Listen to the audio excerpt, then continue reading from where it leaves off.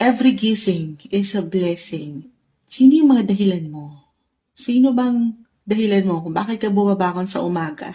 Ito yun, pamilya, mahal sa buhay, patuloy kang manlaban. Gamitin mo yan, maaaring makatulong, of course, para higit mong ma-reach ang tagumpay. Nine of Pentacles. Napakaganda naman ito. Namumunga, nagbo-bloom, the star. Manifestation card, guys. Hindi po imposible, alam ko matamis ito, na meron kayong maisa katuparan na pangarap ngayong bagong taon. Patuloy ang pangarap. Ganan, kumakanta pa. Kagigising lang po ni Moonchild, bedroom voice tayo, oo.